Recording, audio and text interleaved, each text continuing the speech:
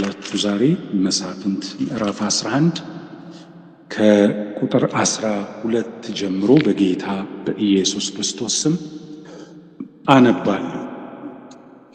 ሙሉ ፍሰቱ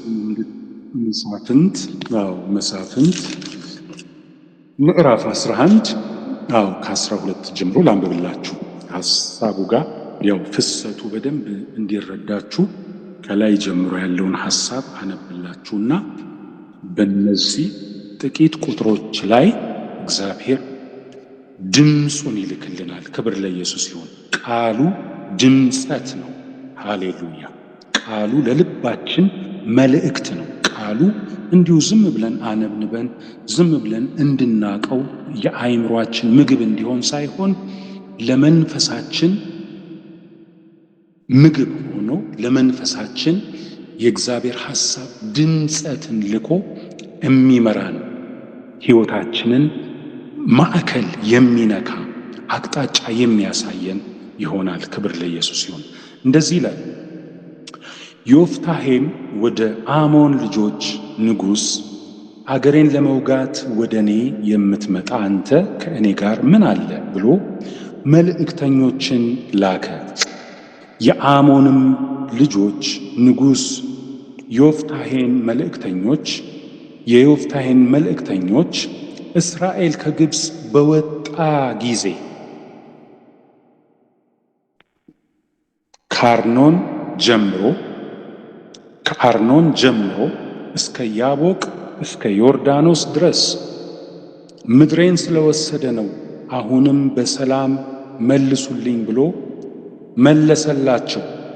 ዮፍታሔም ወደ አሞን ልጆች ንጉሥ መልእክተኞችን እንደገና ላከ፣ እንዲህ አለው። ዮፍታሔም እንዲህ ይላል፣ እስራኤል የሞዓብን ምድር የአሞንንም ልጆች ምድር አልወሰደም። ነገር ግን ከግብፅ በወጣ ጊዜ እስራኤልም በምድረ በዳ በኩል ወደ ኤርትራ ባሕር በሄደ ጊዜ ወደ ቃዴስም በደረሰ ጊዜ እስራኤል ወደ ኤዶምያስ ንጉሥ በምድርህ እንዳልፍ፣ ክብር ለኢየሱስ ይሁን፣ በምድርህ እንዳልፍ እባክህ ፍቀድልኝ ብሎ መልእክተኞችን ላከ። እንግዲህ እስራኤል ከግብፅ ምድር ከተማረኩበት ከግብፅ ምድር የተለቀቁበት እግዚአብሔር እየመራ ወደ ተስፋ ቃላቸው እግዚአብሔር ወደ ተናገራቸው እግዚአብሔር ወደ አዘጋጀላቸው እግዚአብሔር ወደ ሰጣቸው ምድር እየተጓዙ ያለበት ዘመን ነው። በዮፍታሔ እየመራቸው ያለበት ዘመን ነው። የመሳፍንት ዘመን ነው ያ ዘመን እና በዮፍታሔ በኩል እየመራቸው ነው እና ሲመራቸው ወደ ምንድን ነው የሚወስዳቸው? እግዚአብሔር ወደ ሰጣቸው ምድር፣ ወደ ተስፋ ቃላቸው እግዚአብሔር ወደ ተናገራቸው ምድር እየወሰዳቸው። ስለዚህ ወደዛ ምድር ለመግባት ብዙ ምድረ በዳዎችን አቋርጠዋል። ብዙ ድንቅና ተአምራት እያደረገ አልለቃችሁም ያላቸው ፈርዖንና ሰራዊቱን እግዚአብሔር ጥሎ በብዙ መንገድ በብዙ ጎዳና አሳልፎ ወደ ሰጣቸው ምድር እየሄዱ የነበረበት ዘመን። ያንን አስቡት። አሁን ደግሞ ዮፍታሔም እንደገና ላከ፣ እንዲህ አለው። ዮፍታሔ እንዲህ ይላል፣ እስራኤል የሞዓብ ምድር የአሞንንም ልጆች ምድር አልወሰደም። ነገር ግን ከግብፅ በወጣ ጊዜ ይላል እስራኤል በምድረ በዳ በኩል ወደ ኤርትራ ባሕር በሄደ ጊዜ ወደ ቃዴስም በደረሰ ጊዜ እስራኤል ወደ ኤዶምያስ ንጉሥ መጀመሪያ ወደ ኤዶምያስ ንጉሥ ላከው። ማለፊያን የፈለጉት በቃ እንለፍ። ወዴት እንለፍ? እግዚአብሔር ወደ ተናገረን ስፍራ፣ እግዚአብሔር ወደ ሰጠን ቦታ፣ እግዚአብሔር ወደ አሰበልን ቦታ ምን እንበል? እንለፍ። ለማለፍ ግን በዚህ መንገድ ነው ማለፍ የምንችለውና እባክህ በምድርህ ምን እንበል እንለፍ፣ በምድርህ እንዳልፍ እባክህ ፍቀድልኝ ብሎ መልእክተኞችን ላከ። የኤዶምያስም ንጉሥ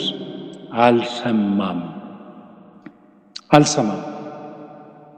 እንዲሁም ወደ ሞዓብ ንጉሥ ደግሞ ላከ፣ እርሱም አልፈቀደም። ምንድነው የጠየቁት? ዮፍታሔ የጠየቀው ነገር ምንድነው? የእስራኤልን ልጆች ወዴት እንዲሄዱ ነው?